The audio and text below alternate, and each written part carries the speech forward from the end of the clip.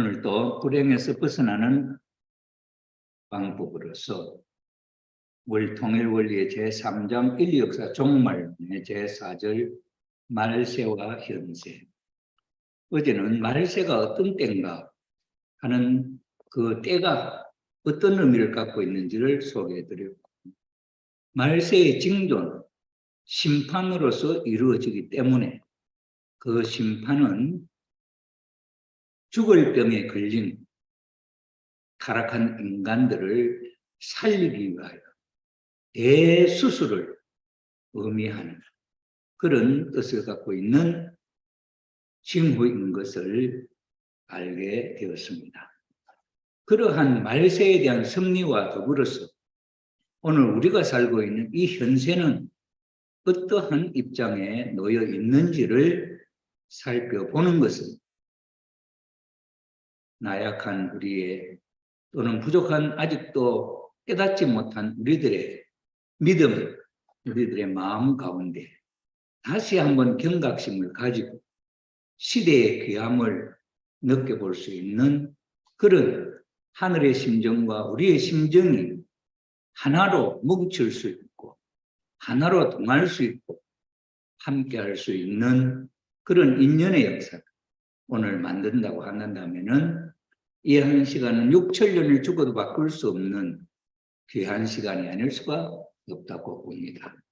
그러한 입장에서 현세와 말세라고 하는 제목의 주제를 가지고 오늘 이 한 시간 공부를 해보도록 하겠습니다. 말세와 현세.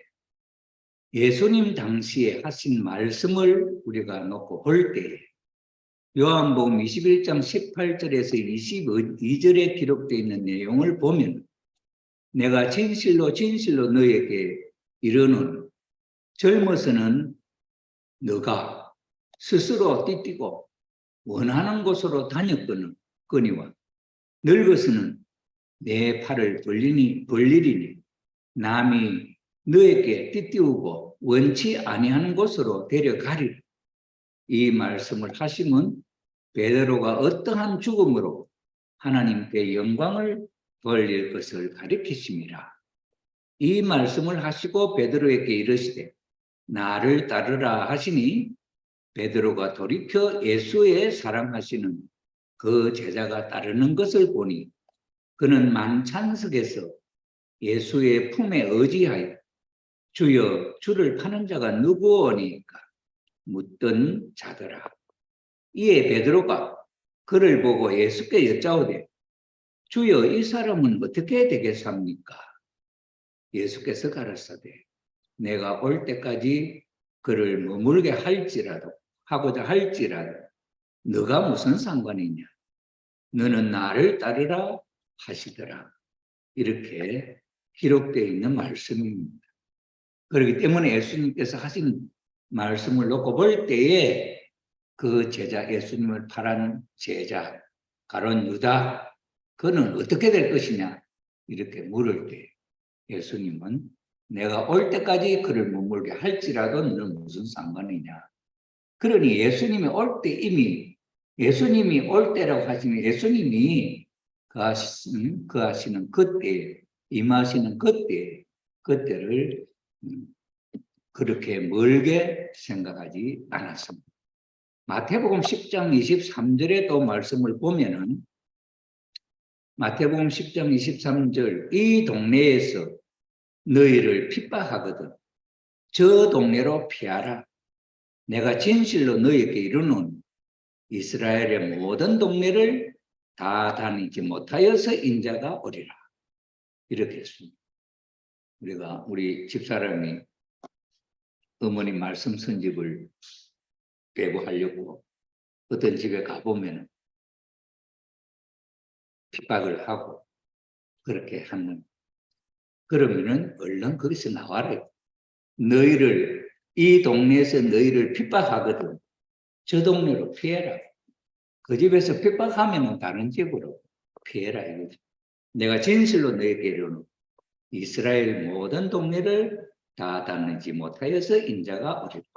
그러니 예수님이 언제 오신다는 느낌입니까? 이스라엘 동맹, 이스라엘 나라는 조금 하나잖아요. 그 이스라엘 나라의 모든 동리를 돌 것이니 이스라엘 동네를 다 다니지 못해서 예수님은 오실 것이라. 그러니 곧 오실 것이라 그렇게 느껴졌습니다. 그리고 마태복음 16장 28절에 보면은 또 어떻게 기록되어 있느냐 하니까 진실로 너에게 이르는 여기 섰는 사람 중에 죽기 전에 인자가 그 왕권을 가지고 오는 것을 볼 자도 있느니라. 여기 서는 사람 중에 예수님이 다시 오는 것을 볼 사람이 있다는 거죠. 그러니 그 말은 어떤 뜻입니까? 예수님이 여기 있는 우리 제자들이 죽기 전에 예수님은 오시겠구나 이렇게 생각했다 이 말이죠. 그러니 자기 당대에 예수님이 오실 것으로 그 당시에 예수님의 말씀을 들었던 그 제자들은 자기들이 살아 생전에 주님이 오실 것이다 하는 그 마음을 가지고 언제나 말세다라고 하는 절박감 속에서 벗어날 수 없었다. 하늘에 이상한 구름만 떠도 저기에 주님이 오실 건가 이렇게 생각하는 그런 마음이었다.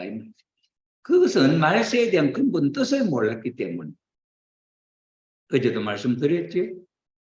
말세라고 하는 것은 천변지기가 일어나서 이 세상에 땅이 깨어지고 불바다가 되고 하늘에서 별이 떨어지고 이런 사건이 일어나는, 그 다음에 무덤에서 시체가 일어나고 이런 천변지기가 일어날 그런 것으로 이해하고 있는 제자들이, 그러니 그 말세에 대한 근본 뜻을 이해하지 못하고 문자 그대로 믿고 있는 사람들이었다 이 말이죠.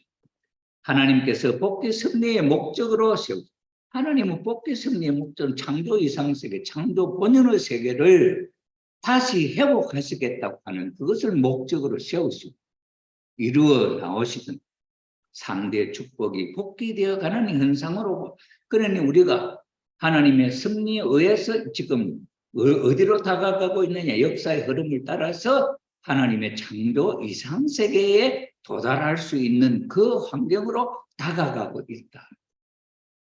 그 말은 이 세상이 하나님이 원했던 그런 나라로 바뀌는 모습들이 보일 것이다 이 말이죠. 그것이 바로 3대 축복, 하나님의 3대 축복은 뭡니까? 생육하라. 생육하라는 것은 개성완성하라는 것이고 사람이 하나님과 같은 참된 사람이 되라는 거죠. 그 다음에 제2 축복은 뭡니까? 가정완성을 하라. 가정완성을 통해서 사회가 하나님을 중심 삼고 그런 사랑의 사회가 되도록, 사랑의 나라가 되도록 그렇게 하는 게 제2 축복. 제3 축복은 뭡니까?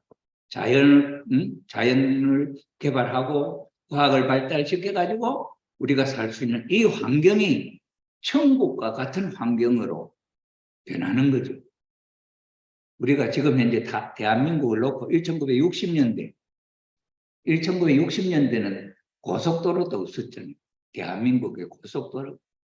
서울을 가려고 하면 어떤 방법이 있냐? 이 경상도에서 열차길이 있어요. 열차길을 하면 저녁에 때는 완행열차가 완행. 고급 빠른 열차, 특별 빠른 열차 있었는데, 그래 이제 있었는데 보통 사람들이 이용하는 이 완행열차는 12시간, 18시간 걸리는 거야. 서울까지는. 그러니까 저녁에 타면 다음날 내리는 이런 시간이 걸렸고, 그 이전에는 어떻게 했어요? 위조시대는 부자는 말을 타고 걸어서 가면 한없이 시간이 걸리겠죠. 이런 시대, 그런 시대를 우리가 상상하면서 제일 처음에 고속도로가 경부선이 문제 생겼잖아요. 경부선을 만들 때 박정희 대통령이 돈이 없어가지고 독일에 가서 차관을 빌려고 했어요. 그때 차관을 빌릴 수 있는 이유는 그 당시에 독일에는 그 험한 일을 안 하려고 그래. 왜? 이미 경제적으로 부유하니까. 석탄 파는데 석탄을 파는 기아가 평균 100m 이상 아주 깊은 곳에 지금 일을 해야 석탄을 파 올렸습니다. 그래, 독일 사람은 그 일을 안 해. 그러니 일꾼이 필요한 거야, 광부가. 그 광부를 누가 보내줬냐? 우리 한국에서 보내줘. 한국은 일할 데가 없고 돈 벌 데가 없는데, 거기 가서 일하면은 한국 돈으로 비유하면 엄청난 큰 돈을 벌 수가 있어요. 그래서 광부를 보냈고, 그 다음에는 또 누구를 보냈냐? 간호사들을 보냈어. 간호사들을 보냈는데, 간호사들은 한국 간호사가 그 독일에 가서 무슨 일을 하느냐? 독일의 간호사들은 하기 싫은 일. 그럼 뭐예요? 죽은 시체를 모욕시키고, 그 다음에 그걸 처리하는 그런 일들을 시켰다는 거예요. 그런 걸 안 하니까 우리 간호사들 돈 벌기 위해서 그게 가지 않을 수 없죠. 그래서 많은 간호사와 광부가 그때 파송이 되었어요. 그래가지고는 이제 이 박정희 대통령이 한번 그 독일을 방문하면서, 방문의 목적은 그때 이름이 제가 수상 이름이 잘 생각 안 나는데, 그분을 만나서 돈을 빌려오기 위해서 간 거야. 그때 그 박정희 대통령이 당신 나라와 마찬가지로 우리나라도 남북에 갈라져 있고 전쟁을 한 나라는 참 못 삽니다. 그런데 우리는 잘 살기 위해서 우리는 반공주의로서 우리는 통일을 위해서 준비하고 있다.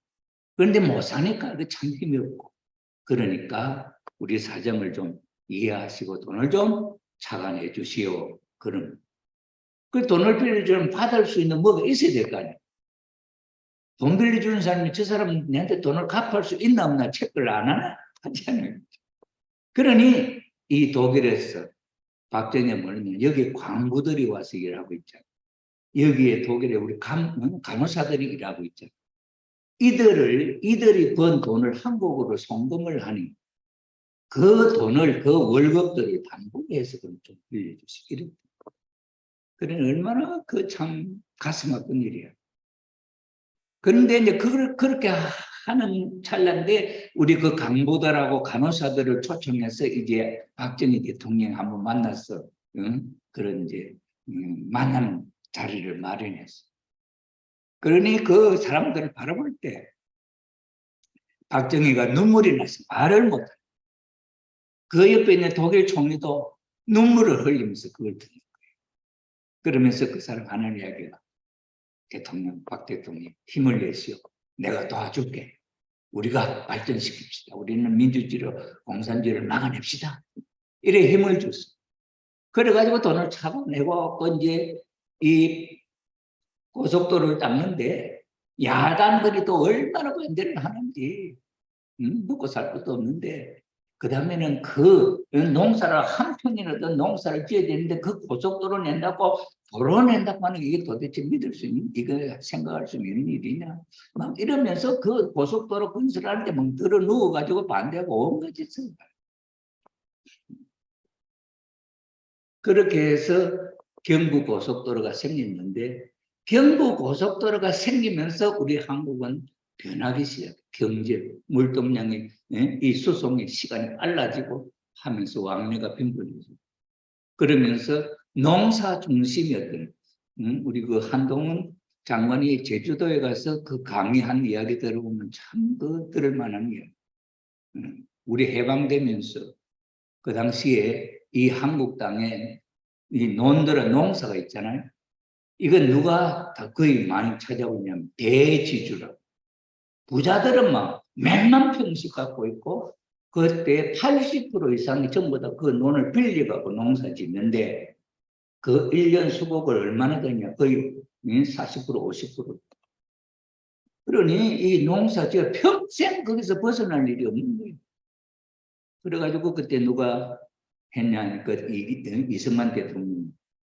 그때 이제 조봉암이라고 공산주의 일을 했던 사람이지만, 그 사람을 장관으로 세워가지고 두 사람이 농지 개혁을 시작했다 이러더라고요.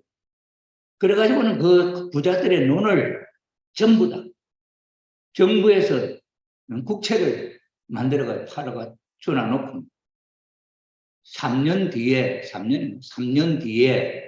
지금 그 40% 50% 바치던 그것을 30%만 바치면은 3년 동안 그렇게 하면은 이 땅을 당신들에게 준다. 이랬다. 그렇게 소작하는, 논을 빌려서 사는 사람이 그런 거 갖고 농사 짓는데 지금은 그거 빌려가 짓는데 50%를 줬는데 30%만 주면 되고 그것도 3년만 그렇게 하면 이 땅이 내 땅 되네. 백성들이, 농민들이 좋아하겠습니까? 그러면 큰 대지주는 그 일에 만족하겠냐? 그때 그것을 설득해갖고 이루어냈다. 그것이 한국이 발전할 수 있는 첫걸음이다. 그 한동훈 장관이 그런 이야기하더라고요. 그러면서 지금 한동훈 장관이 제일 걱정하는 게 뭐고, 또 지금 그런 결단을 해야 할 입장이 뭐냐니까. 우리 한국은 2100년쯤 되면 한국 없어진다. 왜? 인구가 자꾸 줄어들어. 지금 이제 인구 절벽을 맞아서 젊은 아기를 낳을 수 있는 숫자가 있는데 이 숫자가 아기를 낳아서 기르고 이렇게 하는데 그 아기를 낳은 아기가 자라서 일할 수 있는 시간까지 가려면 적어도 15년 내지 20년 걸려. 지금 당장 실천을 해서 젊은이들이 그렇게 한다고 해도 그런데 그렇게 됐냐 안 되냐.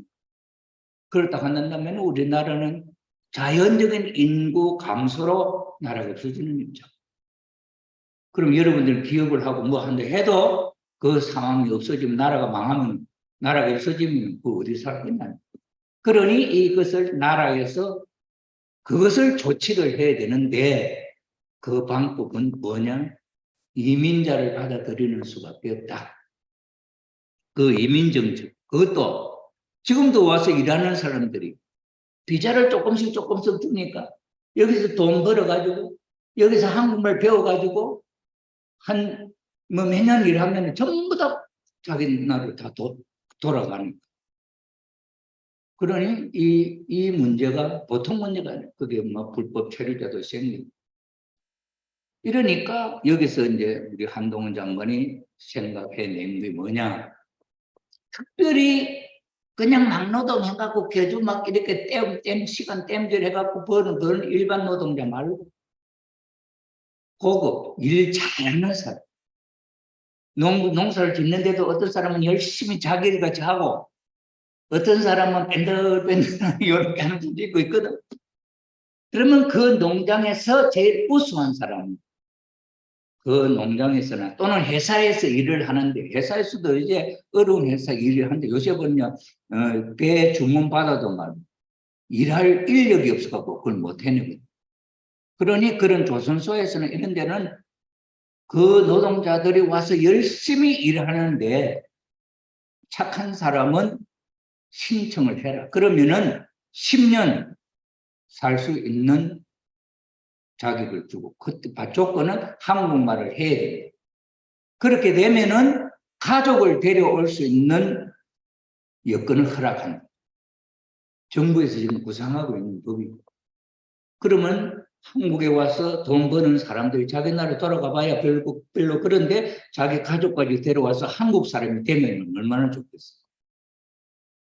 그래서 그 법을 가지고 이민을 받아들이는데 아무나 와서 하는 게 아니고 선택적으로 그런 조건으로 그러면 일하러 들어오는 사람이 고급 인력이 들어와서 한국말을 배워서 들어오는 사람 더 좋고 이래가지고 앞으로 이 인구가 줄어드는 것을 해결해 보자 하는 것이 국가가 걱정하는 문제, 제일 큰 문제라고.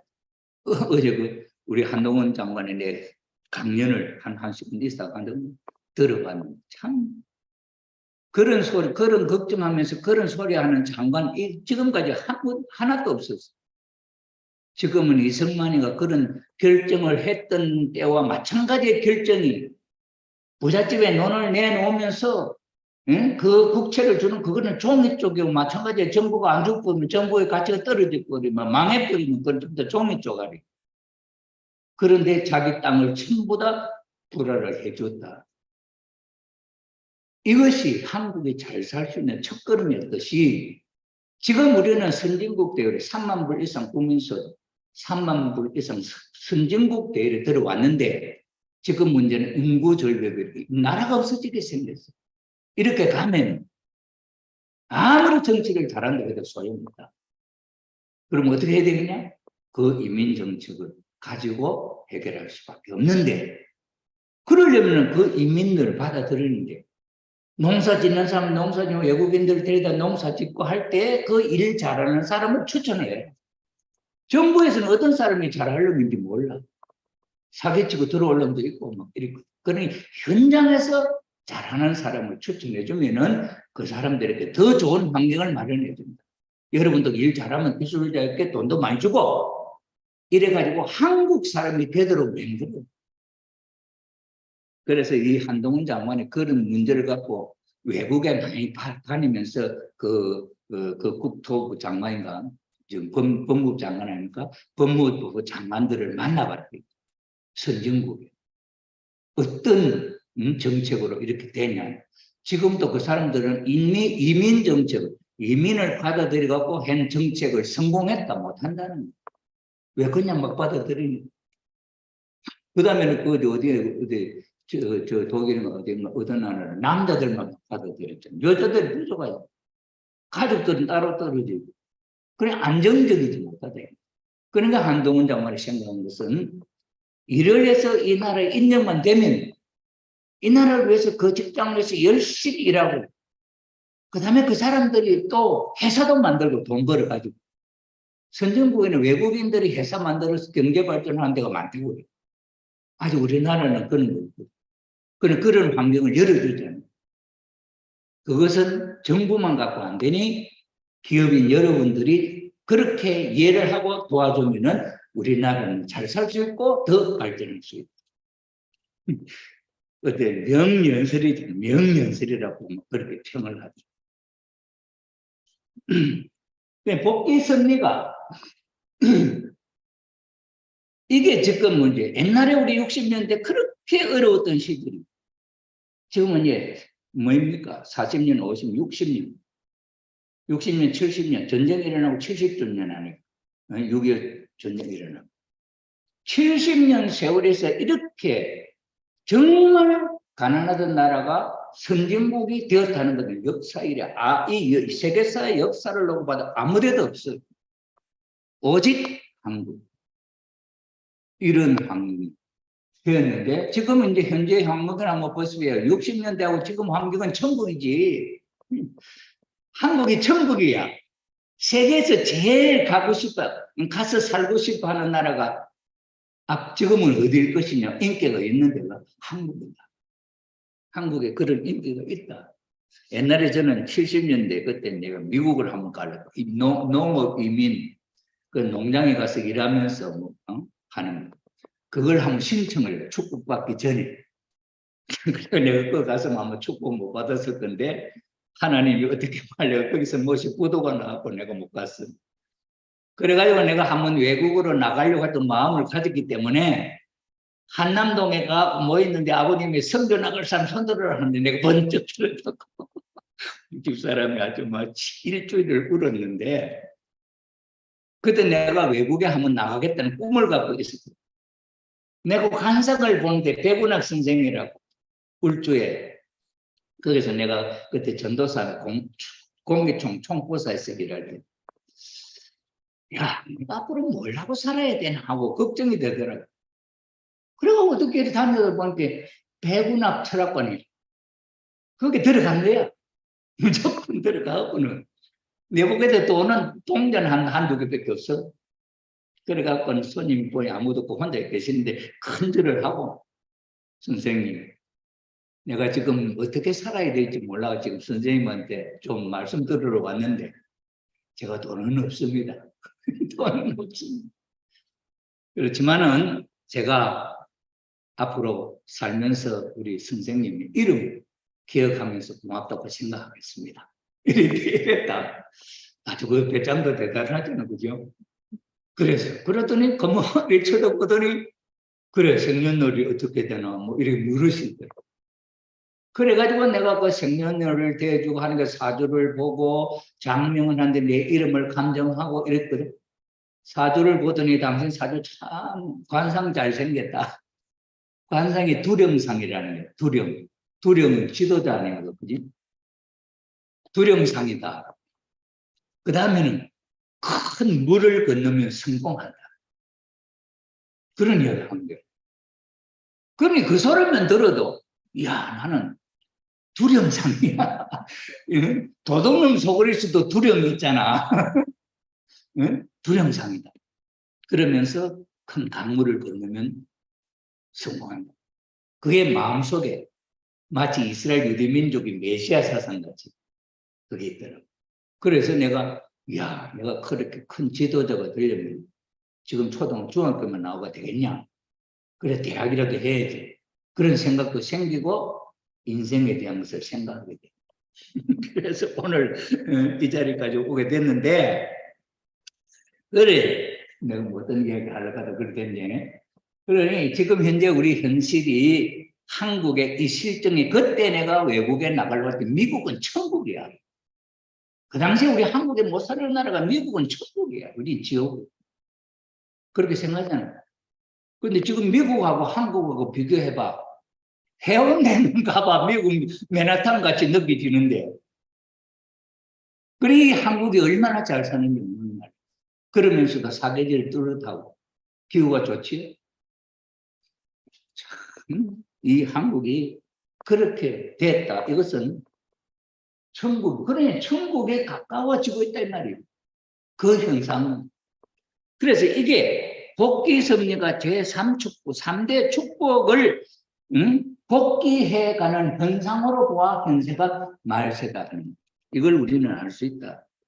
마태복음 24장 32절에 뭐라고 나왔냐? 무화과 나무의 비유를 배우라.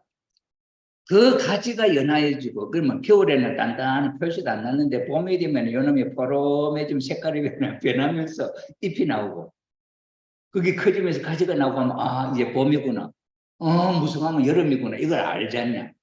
그래서 가지가 연하여지고 잎사귀를 내면 봄이 되었고 여름이 가까운 줄을 아느니, 이 자연 환경을 봐서 때를 아는 것처럼 이 3대 축복이 복귀되어가는 현상을 보고 우리는 그것을 알 수 있다. 그것을 이야기합니다. 자, 그래서 그럼 제1축복 복귀 현상은 뭐냐? 타락 인간의 심령이 영락됐잖아. 영락. 아주 동물 상태로 떨어졌다. 이 상태에 떨어졌는데 6천년의 역사를 거쳐오면서 이게 차츰 복귀가 됐다. 지금은 이제 천국 이상세계에 들어갈 수 있는 그 전 단계쯤 이 지성들이 발전을 했다. 과학이 발달하고, 그래서 심정적으로 우리의 마음 상태도 그렇게 옛날에 짐승들 같이 살던 마음보다는 지금은 천국 사람의 마음, 착한 사람의 마음, 그렇게 성장하고 있다. 옛날에는 에덴 동산에서 하나님과 일문일, 아담과 해와는 하나님과 바로 대화를 주고받던 그 시대잖아요. 그런데 사도행전 2장 17절에 마지막 때에는 내가 영으로 육체에 부어주리니 많은 사람들이 영통을 꿈을 꾸고 예언을 하고 한다. 그런 거예요. 때가 되면 그게 말세다. 그 다음에 두 번째, 본심의 자유. 인간은 타락함으로 말미암아 모든 것을 다 사탄에게 빼앗겨버리죠. 사탄이가 주인이야. 사탄이 죽이면 죽이고 살리면 살리고 많이 노예지. 그러니 인간은 종의 노예가 돼. 그래 종의 종이지. 이런 상태에 있을 때 마음의 자유가 어디는 마음대로 자기가 할 수 있는 종이, 옛날에 식민지 시대에 지멋대로 하다가 전부 다 맞아줄게. 저 남해에 가보니까요, 페루에 내가 갔는데 스페인에서 300년을 지배를 했어. 300년을 지배했는데 지배에서 벗어나서 페루가 독립했잖아요. 400년, 그럼 지금 내가 갔을 때 그때 후지모리가 대통령 되죠. 그때까지 400년하고 몇 년 지나서 430년인 거죠. 그런데 옛날 스페인이 지배하던 때하고 똑같아. 그 황민에서 조금 더 달라요. 왜? 생각이 아무런 생각이 없어. 스페인이 그 당시에 지배를 할 때 거기서 머리 좀 똑똑한 놈은 다 죽을 거야. 그래 말하면은 아무 생각 없이 일만 하는 사람만 살아남은 거야. 그것이 300년 동안이니까 생각하는 사람이 있겠습니까? 아무도 없는. 마치 짐승들고. 그래 남이 가보니까 주인이 없어. 페루에서도 이 페루 내 나라 내가 주인이다 그런 생각 아무도 없어요. 거기에서 후지모리가 깜비오 노벤타 그때 1990년인가 깜비오라고 하는 천지야 변화. 변화시키는 출발이다. 그래 95. 그 제목을 그렇게 시작했는데 인기를 얻어가고 일본 사람이 아닙니까? 대통령이 됐어. 그래가지고 대통령 돼가지고 그 당시에 내가 딱 그 페루에 선거가는 그 전해에 대통령이 후지모리가 됐어. 그러면 그 당시에는 막 철망을 치나놓고 군인들이 보초를 총을 들고 서고 하던 시간이 지나면서 그것이 자꾸 없어지면서 자유세계가 되더니 그러면서 안정이 돼요. 그런데 그 백성들이 마음이 안 변하니까 후지모리는 그렇게 정치를 잘해서 인기 좋아서 재선까지 했는데 옆에 있는 장관들이 전부 다 이 후지모리는 로봇 만들어버리고 자기들이 다 이게 막 온갖 나쁜 짓을 다 해요. 거기서 자기가 말했다가는 맞아 죽겠어요. 그러니 일본에 와서 망명을 해버렸다. 근데 일본이 이제 어느 나라 그래가지고는 안 돌아가 버렸어요. 그것은 대통령으로서 자기의 생각대로 정치를 못할 환경이 되어버리고 인의 장막. 그래서 대통령이었지만은 밖에 나와서 탈출을 했어요. 그 다음엔 다시 돌아가고 그러면 지금 감옥살이하고 뭐 이래갖고 곧 나올 건데 그런 입장에 그래 본심의 자유라고 하는 이 인간의 본심의 자유가 완전히 사탄한테 지배를 받는. 그럼 그 사탄은 루시엘이 아니라 그러한 영의 역할을 영의 힘을 받아가지고 악한 인간들이 선한 인간을 종으로 지배자가 피지배자를 종 부리듯이 죽이고 살리고 하는 그런 세상입니다. 그게 2조 시대, 2조 500년 역사에 마지막까지 그런 양반은 한 10%도 안 되고 그 다음 전부 다 종이에요. 그것이 해방이 되면서 그 양반 사회가 탁 깨져요. 모든 백성은 평등하다. 이게 대한민국 출발 해방과 더불어서 미국의 그 사상을 받아들여서 한국이 대한민국 출발하면서 그 종의 신분을 벗어. 예, 저 종이 마음대로 해서 부자도 될 수 그런 시대가 돼요. 본심의 자유가 얼마나 회복됐어요, 지금. 그런데 저 아프리카 가면 아직도 해방되지 못한 분은 얼마나 많은지 모릅니다. 그러니 오늘 이 현대에서 본심의 자유를 복귀해가고 있는 현상. 옛날에는 자유가 아니면 죽음을 달래야 돼. 목숨까지 버려가면서도 자유를 찾으려고. 그렇게 해서 우리에게 자유가 왔잖아요. 그 다음에 세 번째, 창조 본연의 가치성이 복귀되어가는 현상. 민주주의 사상, 노예 해방, 미국의 노예 해방 있죠. 흑인 해방, 약소민족 해방. 1차 대전에 식민지를 쟁탈했고 2차 대전은 선진국 이긴 성전국이 그 지배했던 식민지를 전부 다 해방시켜줘. 이런 역사가. 그러니 본심의 가치가 인간의 가치가 자꾸 회복되어 가고 있다. 남녀 평등. 우리 한국의 남녀 평등이 옛날부터 있었어요. 내가 어릴 때부터 남녀 평등이 아니야.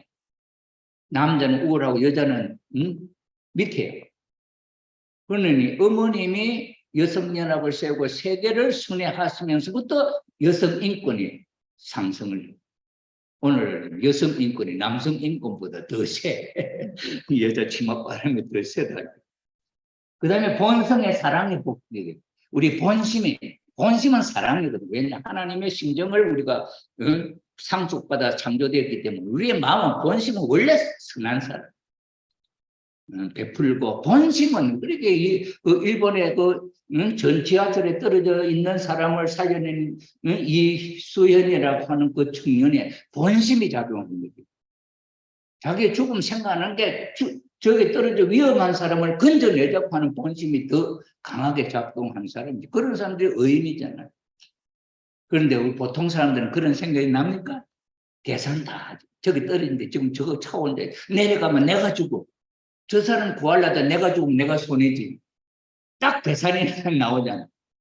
그러면 이수인은 그 생각을 계산을 해봤겠냐 안 해봤겠냐. 그 계산을 하기 전에 저 사람을 살려야 된다. 그럼 자기가 죽더라도. 그러니 지난번에 사슴이잖아요. 사슴 새끼가 물 건너가는데 저쪽에서 막 이 악어가 막 오고 있으니까 이것을 발견한 엄마가 하고 가갖고 애기가 여기 있는데 여기서 가만히 쓰가 있는 거야. 왜? 악어한테 자기가 없으면 악어가 자기 새끼가 물려 죽게 생겼으니까 악어한테 딱 막아 서가 있다면. 그러니 악어가 날 잡아 먹으라 애기는 살리는 그 말. 그래 애기는 살리고 엄마는 죽었죠. 그게 계산했을까? 그런 거는 본심이에요. 그러나 하나님은 모든 피조 만물을 창조했죠. 전부 다 사랑. 본심은 사랑. 그런 사랑의 마음으로 인간도 그렇고 전부 다 이 자연 만물이 그런 입장이라 하면 이게 전부 다 안 통할 때가 어디 있냐. 본심이 다 선한데. 그러니 돌을 닦은 사람이 새하고도 말을 하고 전쟁이 날 것을 새가 알려주고 저 배는 파산될 것이라는 걸 새가 알려주고 본인들은 안다는 거예요. 그런데 우리는 뭐 아나? 새가 와서 짹짹하면 그게 새인 줄 그냥 알지 뭐 아나? 내가 우리 창원에 있을 때 그때 이제 그 교회 그 옆에 교회 지교회 하나 맡아 있었는데 새벽마다 그 금정산에 산에 등산을 그래 갈 때마다 이 주위에서는 다람쥐도 나오고 새도 나오고 막 이래요.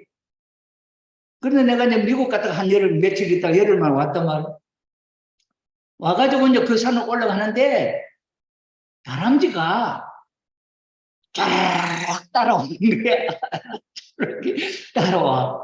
그 내 마음에 저놈이 내가 보고 나를 보고 저놈이 반가워서 저러는구나. 그래서 그래 잘 있었느냐 내가 이렇게 인사해. 그는 느낌이지. 말을 한다고 한다면 얼마나 말을 잘하겠니, 그죠? 우리의 본심이 원래 하나님이 주신 그 마음이 되면은 그 말을 느낄 수가 있는 거예요. 그러니 악한 짓을 못하지. 자연 파괴를 못하지. 그러니 우리는 지금 자연 파괴하고 해도 아무런 느낌이 없잖아요. 그것을 파괴하면 내가 해롭고 내가 당한다 하는 생각은 안 해요. 직접적으로 자기에게 브라질의 그 밀림 지대를 이 지구에 흡하라 그랬다. 거기서 산소가 이 지구에 필요한 것을 공급을 하는 그런 입장이거든요. 그런데 그걸 막 벌채를 한단 말이에요. 누가? 장사꾼들이 재벌. 그걸 하면 다른 나라 재벌이 미국이 재벌인다 그러면 브라질이 망하든지 말든지 그건 뭐 지금 당장 자기는 안 망하냐? 그러면서 그걸 잘라간다고. 그럼 결국에 이 지구에 흡파가 없어지면 그 사람도 죽는 거지. 이걸 모른다. 그러니 그러한 본심이 아주 밑바닥에 떨어졌는데 이게 회복되는 현상을 보여주고 있다. 그래서 가게 주인이 이런 본심이 회복되어 가는 모습을 볼 때 그러하다. 그 다음에는 이제 제2축복 현상이 또 보여요. 제2축복 현상은 어떤 거냐? 하나님의 제2축복은 아담과 해와 그 가정을 이루었어. 하나님을 참부모로 했어. 참부모가 되어가지고 하나님이 그 속에 들어오셔서 함께 살면서 그 아담 해와의 자식은 내 속에 들어와 있는 하나님이 낳은 자식이다. 그죠? 아들, 딸 여러분 마음대로 됩니까? 너제시 아들, 딸 낳아보려고 한번 생각해봤어? 우리는 딸 셋 낳았잖아, 처음에. 아들 하나 놓고 딸 셋 낳았지. 내가 우리 애기 엄마는 애기 둘 놓고 셋 놓고는 절대 안 놓는다. 애기 너무 힘들잖아요. 그래서 내가 그래, 사실 뭘 설득했냐. 호랑이도 자기 새끼를 놓고 이래서 번식을 해서 이 호랑이가 쭉 살도록 하지 않냐. 우리 인간이 결혼해가지고 하나도 안 나오면은 손해야. 내 죽고 나면 둘이 없어져 이 지구상. 그런데 호랑이처럼 대를 이어놓으려 하면 내가 결혼해가지고 몇 사람을 낳아야 돼? 남자, 여자 두 사람이 아기를 놓잖아. 그러면 최소한 남자를 대표하는 사람, 여자를 대표하는 사람, 최소한 둘은 낳아야 본전이야, 본전. 그죠? 이 세상에 둘을 남겨놓고 내가 죽어도 내가 살았던 의미가 연결된다. 그런데 내가, 야, 짐승들도 번식을 하고 가는데 우리가 축복받아가지고 둘만 넣으면 되겠냐? 적어도 배 네 사람은 하나씩. 그러면 하나라도 보탰잖아. 그럼 하나님 앞에 가서도 하나님 축복하고 내가 아들 넷, 자녀들 넷을 놓고 왔으면, 그래, 네 잘했다 이러지, 하나님. 애기 안 못 놓고 왔어도 그냥 하나님 앞에 부끄러울까요? 그러니 애기 못 낳는 사람이 얼마나 마음이 괴롭겠어요. 자, 이래서 제2 축복은 가족을 중심으로 사회, 국가, 세계가 벌어지게 되면 그 세계는 하나님을 중심 삼은 사람, 한 사람 완성한 한 사람의 모양과 같은 세계가 됩니다. 그런데 이게 타락함으로 말미암아 전부 다 끊어지거든요. 저 세계 타락함으로 말미암아 인간과 인간의 관계가 끊어지고 남편과 아내도 마음이 안 통하고 부모와 자식도 안 통하고 이웃이 안 통하고 안 통합니다. 이게 지옥이죠. 이것이 이제 자꾸 이제 뭉치고 하나 마음이 회복되면서 이웃도 사랑하는 마음도 생기고 그런 입장. 부부간에도 사랑하게. 남미 가보세요. 남미가 제일 고민하는 게 뭔지 알아요? 미혼모 문제예요. 미혼모. 남자들은 여자를 통해서 사랑한다고 했다고 애기만 남아있는 가꾸리네. 결혼도 정식으로 안 해. 그저 좋아가지고 니 좋다 내 좋다 하면 그래 붙어갖고 살고 애기 하나 생기잖아요. 그러면은 이게 애기 책임지고 하는 게 애기 생겨놓으면 말이야. 섹스도 못하고 하니까 다른 여자 찾아가 버리는 거예요. 그럼 이 여자는 남편도 없이 애기 나와갖고 누가 기르는 자기가 기르는. 그래야 기르는데 우리 축복받은 하나 아가씨 보니까 애기가 셋이든가 넷이든가 있더라고. 그래 전부 다 아버지가 갔냐 했더니 전부 다 아버지가 다르대. 그러면서 그 사람의 마음속에 어떤 마음이 들어갔냐? 저 아기를 죽이고 싶은 마음이 12번도 더 일어나는 거예요. 그 가정이 행복하겠습니까? 이게 남미에서 최고 지도자들이 걱정하는 미혼모. 그러니 우리 남미에 그게 참가정 운동 가족연합이 들어가면 그 사람들이 그 문제를 해결해 주면 얼마나 좋아하겠어요. 그런 환경입니다. 자, 그래서 제2 축복이 복귀되어가는 현상. 오늘 통일교회 가정연합이 나왔다는 것도 이게 이제 말세 천국이 시작되는 거 아니에요? 자, 그 다음에 하나님은 종교 역사를 통해서 내적인 사탄을 분리하고 심령 복귀를 하고 외적으로는 전쟁을 통해 가지고 작은 나라, 큰 나라는 작은 나라를 흡수하면서 이 덩치가 커져서 이게 오늘날 민주화 공산으로 양립해요. 두 건. 이게 마지막 싸움이지. 이게 이 중에 하나는 신이 있다, 하나님이 있다, 하나는 없다는 이 마지막 싸움을 남겨놓고 있는 이 현실이. 그럼 옛날에는 여러 지역에서 전쟁이 일어났는데 지금은 두 세계가 지금은 뭐 조금 냉전 시대가 달라져 갖고 이제 소련이 막 이렇게 변화되면서 막 국지 전쟁이 많이 일어나요. 소련도 좀 전쟁하고 이런 상태가 됐는데 결국에 가서는 이 전쟁이 민주공산 신이 있냐 없냐의 싸움. 우크라이나는 신이 있다는 측면이고 소련은 없다는 측면. 그런 입장이거든요. 그러니 이 싸움이 이제 마지막 끝나야 되는데 이게 전쟁을 놓고 볼 때 있어서도 하나님의 나라가 이루어지기 직전 상태에 우리 있다. 아버님이 소련의 고르바초프를 만나서 공산주의에서 벗어나게 만들었잖아요. 실제 공산주의 종주국이죠.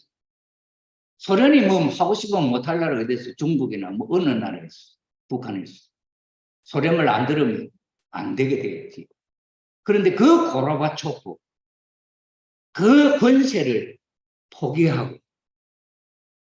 다음 대통령에게 넘겨준다 하고 하야했습니다.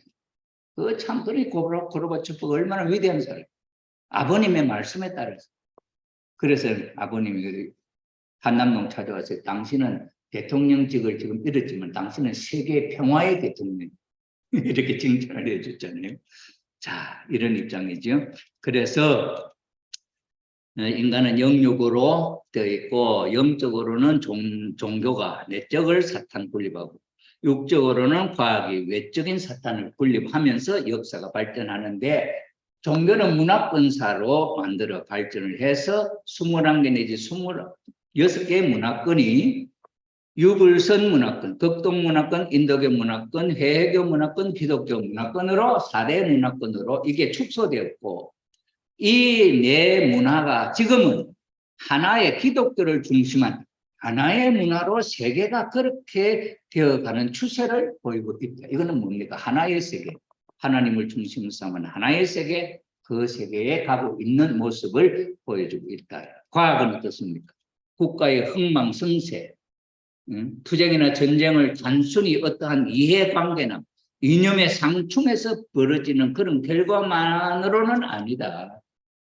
거기에는 무엇이 인류 역사는 인간 시대의 타락으로 인해 사탄을 중심한 악주권으로 출발해서 죄악 역사를 형성하고 하나님의 창조 목적이 남아있는 한 그 역사의 목적도 왜 인간의 본심이 있으니까 어디까지나 사탄을 분립하여 하나님의 선주권을 복귀하려는 데 있다. 그래서 하나님은 지역마다 선한 성현들을 보내서 성자들 보내서 선을 세우고 종교를 일으킴으로써 보다 선한 주권으로 하여금 악한 주권을 흡수해서 더 큰 하늘의 주권의 세계를 만들려고 하는 그런 섭리를 하고 있다. 그럼 미국이 그런 역할을 해야 하는데 자기 이익을 옛날에는 세계 민주주의 국가를 지키는 그런 경찰과 같은 그런 역할을 했는데 그랬잖아요. 한국도 지켜주고. 그런데 이제는 어떻습니까? 전쟁터에 나와서 미국 사람들이 많은 병사들이 죽고 하니까 막 국내에서는 왜 그 쓸데없는 그 전쟁에 우리 아들들을 보내가 사람 죽이느냐고 막 반대 여론이 일어나요. 그러면 국가거든 미국은 자기 나라만 생각하는 나라로 차츰차츰 변하는 거예요. 그러니 세계는 누가 지켜요? 세계 자유국가 누가 지켜주니? 그러니 공산주의 세력이 막 온 세상에 다 덮어버려요. 그때가 최고 절정이었냐 카터 대통령. 카터가 대통령 하는 기간에 이 세계 자유세계가 12나라가 공산화 됐어요. 그것을 아시는 아버님이 그 카터를 대통령 한 번 더 시키면 지금은 뭘 끝나는 거예요. 공산주의 세계로 바뀌어버려요. 그러니 아버님 그걸 아시니까 그 카터를 잘라내는 역사로 레이건을 당선시켰어요. 레이건은 반공주의. 그래고 소련하고 싸우고 소련이 전혀 여기는 핵 뭡니까 우산 핵우산 그 정책을 워싱턴 타임 협력을 해갖고 밀어붙여가지고 국방력을 세게 만들고 그래서 세계를 지도하고 보호할 수 있을 정도로 강한 나라로 그러면 이웃 나라 생각하는 나라로 만들려고 아버님 가셔서 이 나라는 병이 났다. 그래 내가 수술하기 위해서 의사로 왔다. 뭐 이랬죠. 그 다음에 미국은 불이 났다. 내가 불법에서 소방스러웠다. 이러니 미국 사람들이 그 코 큰 놈들이 자존심 강한 놈들이 그 소리 듣고 가만히 있어 비워 죽지. 그래가지고는 지금까지 종교 지도자들이 세금으로 당한 일이 아무도 없는데 문 선생 통일교회는 그 세금을 줬고는 그것도 700불인가 뭐 얼마 이자를 내지 않았다 하는 걸로 해갖고 감옥에 밀어넣는. 그건 미국이 인종차별한 것이고 종교차별. 그리고 감옥에 가 있는 동안에 기독교 지도자들이 목사들이 저 선례를 남기면 다음에는 우리 차례야. 이래가지고 문 선생한테 지지를 하겠어. 그때 미국의 기독교가 아버님하고 하나 됐다. 선례적으로 감옥에 가시면. 이래서 섭리가 발전하는 모습을 우리는 봅니다. 자, 이런 내용을 놓고 볼 때 복귀 섭리의 목적을 이루기 위해서 투쟁과 전쟁이라는 과정을 거치지 않을 수가 없다. 그래서 투쟁 역사는 사탄 분립 역사고 이 전쟁의 내용을 보면 처음에는 땅 빼앗기, 재물 빼앗기, 사람 빼앗기 전쟁이었어요. 사탄 세계도 그렇고. 그러면 사탄 세계가 그렇게 하고 있는 것을 이걸 하늘편 세계가 복귀하는 거죠. 그래서 이 사탄편 주권은 1차 대전 때도 망했고 2차 대전 때도 졌잖아요. 그래가지고 일본도 패전국이니까 일본이 지배하고 있는 한국도 내놓고 다 그랬지. 그리고 2차 대전 때 식민지 국가를 해방했다는 그런 입장이지요. 자, 그래서 이 싸움은 개인, 가정, 사회, 국가, 세계 이렇게 범위가 넓어지면서 오늘까지 온 거예요. 그래서 과학의 이 사탄편에서는 마지막 공산주의가 나오고 이 하늘편에서는 민주주의가 나오고 이 민주와 공산의 싸움은 이제 마지막 대결로 나타났다. 그런데 이 흐름이 역사의 흐름을 놓고 볼 때는 시족에서 봉건주의, 군주주의 이렇게 흐르는 발전의 역사가 있고 민주주의 군주주의 다음에 민주주의가 오는 이 흐름을 따라서 이 역사는 2000년을 주기로 해서 반복되면서 또 나타나는 것을 우리는 봅니다. 그게 왜 그러냐? 하나님은 선어 세계를 이루려고 하는 민주와 공산주의 세계가 이제 하나의 세계로 통일될 수 있는 그런 시대. 이 시대가 말세고 이 시대가 재림입니다. 이 시대의 중심으로 오시는 메시아를 통해서 이 문제를 해결한다. 그래서 아담 해와가 타락된 장성기 완성급 시기를 청간복귀해서 인간 책임 분담이 필요하고 그래서 메시아가 책임함으로 하늘나라가 세워진 거지. 책임 못하면 아무것도 안 돼. 예수님처럼 죽기도 해요. 자, 그래서 하늘편 단일 주권 이상세계 천국을 이루려고 한다. 그래서 모든 인간 사상적으로 혼돈하고 방황하는 왜 이제 말세가 됐기 때문에 이게 진짜인지 저게 진짜인지 모르는 가짜가 판을 치는 세상이 되었다. 오늘 우리 한국에 보면 정치가 거의 뭐 국회의원 숫자가 170석. 그 다음에는 국민의힘 힘을 못 쓰지. 그래야 온 세계가 지금 저 악이 마음대로 할 수 있는 그런 환경. 그럼 하나님은 왜 그렇게 하냐? 하나님은 사탄이가 이 세계를 지배하려고 하나님의 뜻까지 그렇게 해보려고 하는 욕심이 있는데 그럼 너 것까지 해봐라. 하나님 허락하지 않을 수 있다는. 그런데 마지막에 가서는 이제 하나님이 정리를 해서 인간 조상으로 오시는 메시아를 통해서 이것을 전부 회복한다. 이제 그렇게 되는 것이 복귀 섭리의 관점입니다. 제3축복은 주관인데 외적 주관, 내적 주관. 내적 주관은 심정적 주관. 하나님의 심정을 중심 삼고 외적 주관은 과학적 주관이에요. 하나님의 심정을 중심 삼고 과학을 발달시켜가지고 자연계를 잘 이용해서 경제 발전을 하고 우리가 살기에 좋은 안락한 환경을 만드는 것이 과학의 목적이다. 그래서 제3축복을 복귀하려고 하는 역사가 눈에 보인다 이 말이에요. 자, 그래서 이러한 현상을 놓고 볼 때 이 수수장이 원리적으로 이렇게 되지 않기 때문에 동물, 영감이 둔한 미개인으로 영락했던 인간의 외적 주관성을 상실하고 인간의 본성을 잃어버렸잖아요. 그렇게 되어 있던 인간을 복귀 섭리에서 환경을 역사의 흐름을 따라서 내적 주관 복귀 완성의 저런 수준으로 하나님은 끌어가고 있습니다. 그래서 그것이 무엇이 역할을 하냐? 윤리, 철학, 사상 이런 것, 종교 이런 것들이 그런 역할을 해서 심령 복귀를 통해서 내적 주관성 복귀가 이루어지면은 안락한 환경 생활이 하나님의 뜻을 중심 삼고 이루어지기 때문에 문화권은 하나의 종교, 하나님의 문화권을 형성할 수 있다.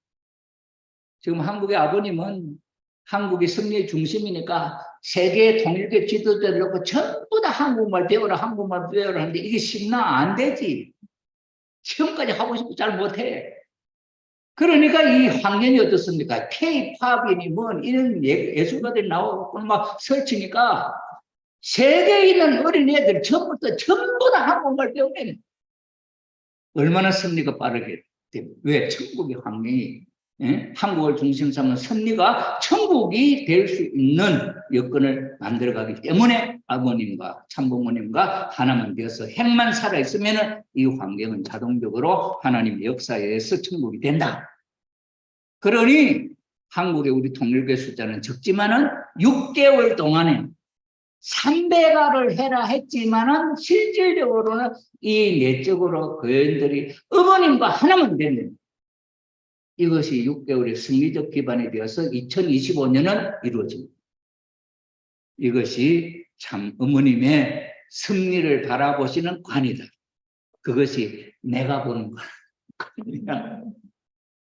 그래서 국가 형태, 하나의 세계적 주권기구, 1차 세계대전이니까 국제연맹, 이거는 하나의 세계를 하나로 만들겠다는 그런 목적이었어요. 그게 잘 안 됐지만은, 그 다음에 2차 대전이 끝나면서 뭐 유엔이 국제연합이 생겼잖아요.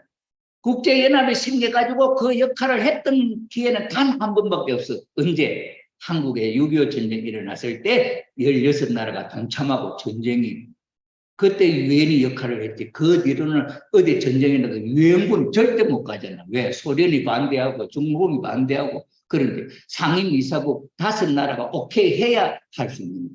그러니 법적으로 여기는 공산주의가 소련, 중공이 딱 들어가 있는데 어떻게 해결해내?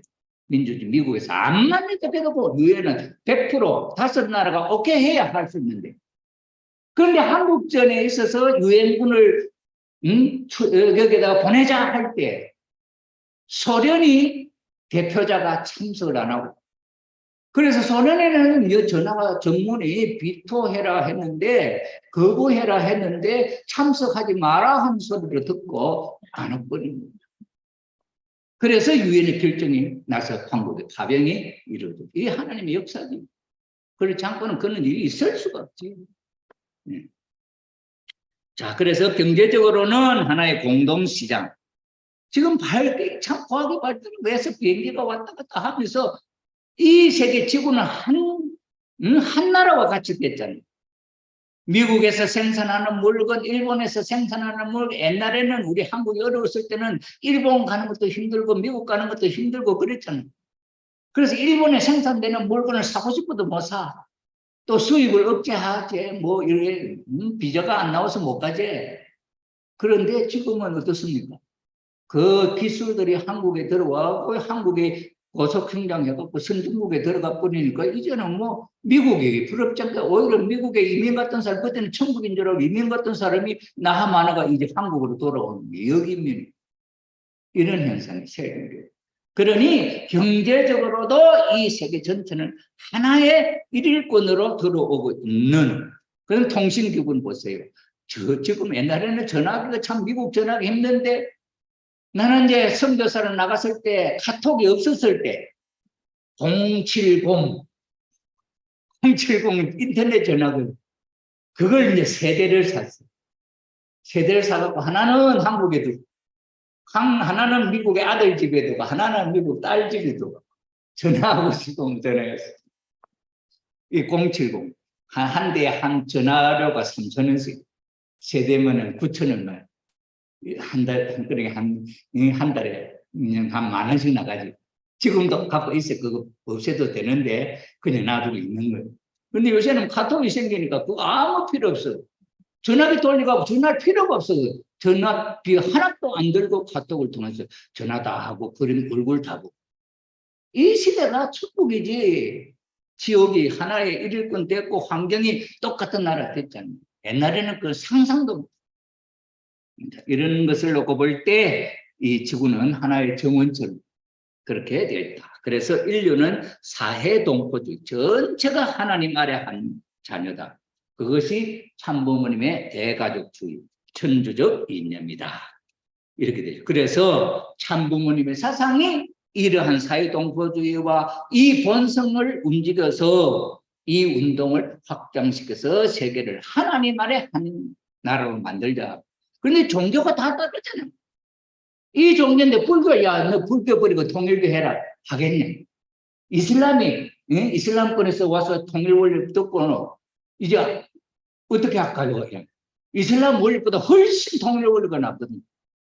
그럼 자기들 버리고 오면 자기 법이 종교를 개종하면 죽어. 그러니 아버님 뭐랬냐? 야, 그럴 필요 없다. 너가 날아가서 이렇게 가르침 받은 것을 그 종교에서 그대로 실천해. 이렇게 지시를 해요. 그러니 아버님의 사상에는 종교가 통일교로 하나 되는 건 아니다. 그러니 어머님이 뭐랬어요? 하늘 부모님 성에 거기는 가정연합도 들어가고 불교도 들어가고 유교도 들어가고 뭐 해외교도 들어가고 모든 것이 다 그 이름을 다 들어. 왜? 그 교회를 세운 것은 하나님. 그러니 형님, 동생 그런 어떤 의미가 있을지 모르지만 이게 저게 아니야. 그러니 그것을 바꾸어서 하라면 안 돼. 왜? 습관이 그렇게 되어 있는데. 그러니 이것을 한테 우두가 가지고 천국을 만들자는 것이 참부모님의 대가족주의의 결론적인 현상이다. 그러니 이것이 바로 제3세계를 제3축복을 이루려고 하는 섭니다. 그 다음에는 이제 이 역사가 발전하면서 중심 인물들이 저렇게 나타났잖아요. 왜? 그지요? 그럴 때 인간의 이 심령 정도가 마음이 자꾸 조금씩 회복되니까 심령 발달선은 저렇게 이제 빗선으로 이렇게 올라가는 거죠. 그렇게 올라갈 때 노아 시대의 인간들의 가르침은 이 수준이라 하면 노아가 죽고 난 뒤 400년 지나니까 아브라함이라는 사람이 왔을 때는 하나님 앞에 삼재물을 드리고 섭리가 발전을. 그래서 이만큼 올라가야 되는데 이 수준에 있으니까 여기서 뭐가 필요해요? 다시 새로운 어떤 지식이 필요하다.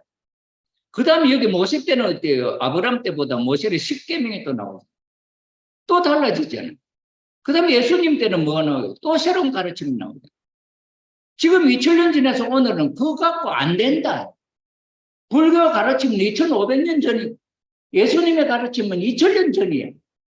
그때 이야기가 오늘 현대 천국이 갖고 오는 이 시대에 맞거든. 그러니 오늘 이 시대에 맞는 하나님의 섭리가 있어야 된다. 하나님은 노아 때는 방주로서 섭리하시고, 그 다음에 아브라함 때는 제사 지내게 했고, 모세 때는 구약이라는 말씀을 주시고, 예수님 때는 신약이라고 하는 말씀을 주셔서 새로운 약속으로 천국을 이루겠다는 약속이죠. 그럼 오늘 이 시점에 있어서는 오늘 이 시점에 있어서 천국이 이루어질 수 있는 새로운 진리가 필요하지 않냐. 그것이 새 진리. 이 새 진리는 성경에도 그런 신령과 진리의 새로운 진리가 필요하다는 것을 설명하고 있죠. 그 다음에 사도행전 2장 17절에 마지막 때쯤 내가 명을 하나님의 영이 내한테 들어오면 하나님이 아는 걸 내가 느껴 아는데 그러면 어떻게 지금의 인간들보다 훨씬 더 많은 것을 알 수 있죠.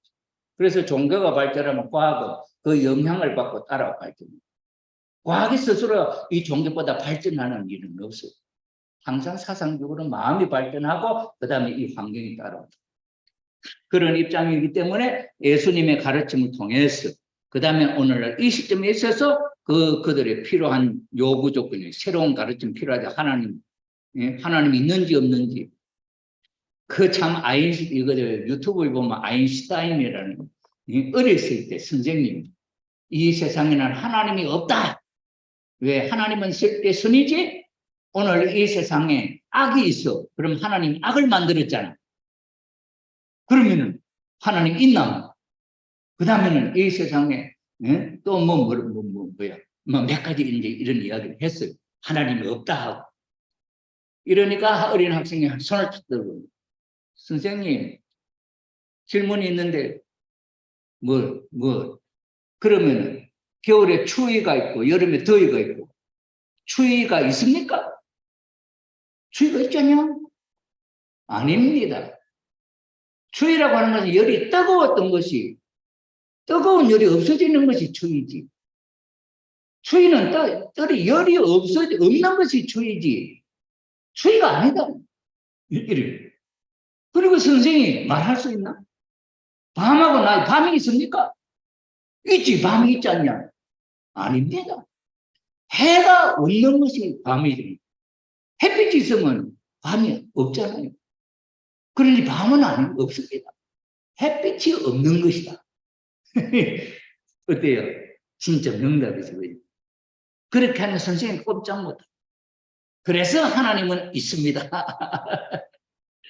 이 악은 그림자와 같이 없는 것이 나타난 것이다. 이렇게 설명을 하는 걸 봤어요. 그래서 새 진리의 말씀이 나와야 된다 하는 것은 성경에도 이런 가르침이 있다. 요한복음 14장 6절에 나는 길이요 진리요 생명이. 그러니 길이니까 천국에 갈 수 있는 길을 제시하는 새로운 가르침이 필요하다. 요한복음 16장 25절에 마지막 때에는 희미하게 안 가르치고 확실하게 볼 수 있도록 가르쳐 줍니다. 그 다음에 요한복음 3장 12절에 땅의 일도 모르는데 하늘나라의 일을 어떻게 하느냐. 그 다음에 요한복음 16장 12절에는 내가 너에게 하늘나라 말을 해도 너 알아듣지도 못해. 그래서 못한다. 그 다음에는 계시록 10장 11절에 그 때가 되면 내가 다시 예언할 것이다. 새 말씀을 준다는 거예요. 자, 이래서 새 말씀이 온다 하는 것을 우리가 알 수가 있고, 예, 이 역사적인 말세에 처한 우리들의 자세는 그럼 어떻게 해야 되느냐? 인간의 타락함으로 말미암아 선은 이렇게 떨어져 버렸어. 지옥에 있는 거예요. 그래, 악은 여기서부터 출발을 해가지고 악이 이렇게 막 발전해 가는 것이 아니라 악은 가면 갈수록 떨어지는 거예요. 그 다음에 선은 본심이 자꾸 발전을 하면서 이게 올라가. 그럼 여기 악하고 선이 만나는 요 지점이 말세다. 이때는 누가 오느냐? 주님이 오실 때다. 그래서 주님으로 말미암아 이 나라, 마지막 때는 나라가 싸우고 민족이 싸우고 가족이 싸우고 그때가 말세다. 그래서 그때는 새로운 진리, 그런 말씀을 주신다. 그런데 그 주님이 오면은 몰라보기 때문에 몰림을 당하고 고난을 받는다. 어째서 그러냐? 이 세상이 생각하는 것이 아닌 새로운 것을 던져줄 때는 이해를 못하기 때문에 그렇다. 그래서 지금의 역사는, 악의 역사는 내려가고 있는데, 그럼 새로운 역사는 이 방향으로 가면 망하잖아요. 그러면 이 방향을 거슬러 올라가요. 새로운 역사. 그렇기 때문에 현실을 부정하는 거예요. 현실을 부정하고 본래 세계로 가려 하기 때문에 그 현실로부터 박해를 받게 되어요. 역사의 다른 점들은. 그래서 지금까지 습관적으로 살아왔던 이것에 집착하면 안 된다. 세지를 찾아서 마음의 문을 열고 지금까지 생각해왔던 그것을, 그 생각의 벽을 깨고 새로운 것을 쳐다볼 수 있는 그런 입장이 되지 않고는 마지막 승리에 부응할 수가 없다. 예수님이 오셨을 때 이스라엘 유대민족에 믿고 왔던 구약만 고집하니까 예수님을 죽이죠. 그런데 세례요한을 따르던 몇 제자는 그것을 벗어나서 예수님의 제자가 되게 됐어요. 그 사람들은 생명으로 연결되어져. 그렇죠. 그래서 이때는 겸손하고 기도하고 신령으로 이 승리에 대한 내용을 감독해야 돼요. 그러니 우리가 하나님의 뜻을 느낄 수 있는 훈련이 필요하다. 그 훈련이 뭐냐? 우리 동무상교에서 쓰는 홈처치 예배다. 공과 예배를 통해서 하나님의 말씀을 체득할 수 있는 그 마음을, 영적인 그 느낌을 성장시킬 수 있도록 하자. 저는 마음의 느낌을 통해서 승리의 방향을 느껴나가. 내가 그전에 군의 이야기도 했잖아요. 아버님의 말씀을 내가 읽어보고 내가 지금 마음에 가는 방향하고 이 말씀의 방향이 같냐, 방향이 틀렸냐, 이걸 확인해. 그럼 내가 지금 생각하는 방향과 말씀의 방향이 똑같다 하면 내가 지금 잘 살고 있는 거예요. 그러니 우리의 하루하루의 삶을 원리의 말씀, 아버님의 말씀, 참부모님의 말씀을 갖고 내 사는 삶을 비교해 봐야 되잖아. 그러니 공과 말씀에 하나님이 주시는 메시지, 키워드, 그것하고 내하고는 생활이 똑같나 체크해보죠. 그 방향성 체크해요.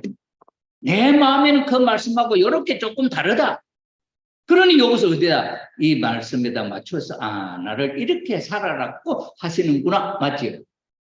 그니 홈처치 공과에 보고서 쓰잖아. 그런 내용을 쓴 그걸 많이 쓰라.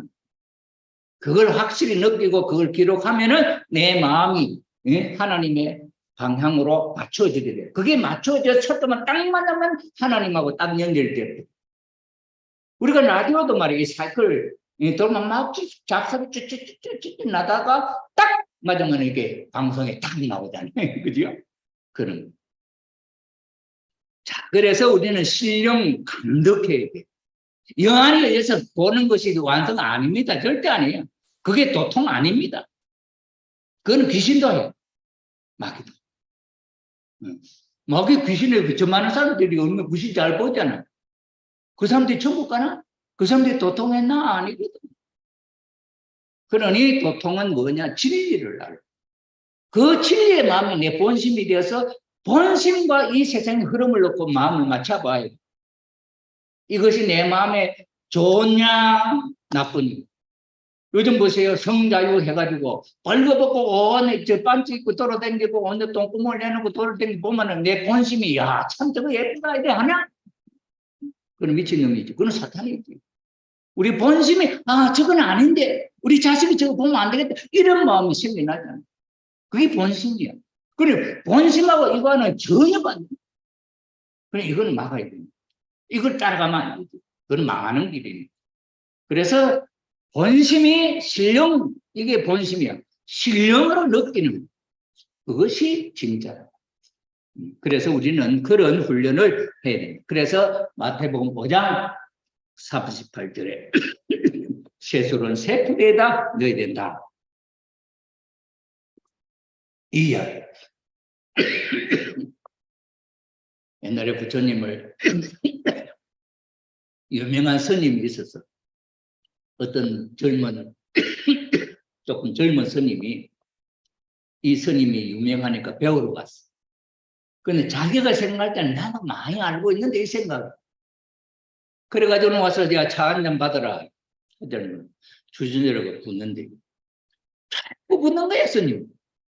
아유 스님 넘칩니다. 이 그릇이 넘치는 것은 알고 네가 속이 꽉 차 있는데 내 말이 들어가겠냐. 예. 그러면 왜 이 쇠구대에다 넣어야 되냐. 포도주가 이렇게 담아놓으면 이게 발효를 하면 이게 부피가 늘어나는. 그러니 첫째 새 부대는 한번 넣어가 발효시켰던 부대는 이게 최대한 늘어난 부대예요. 거기다 술을 담아놓으면 다음에 넣어보면 어떻게 돼요? 늘어나면 찢어지잖아요. 그럼 술도 버리고 부대도 찢어지죠. 그러니까 이런 거예요. 새 부대에 해요. 그 말은 마음이 꽉 차 있고 낡은 마음을 갖고 있다 한다. 그걸 자기가 딱 갖고 있으면 새 마음이 안 들어가요.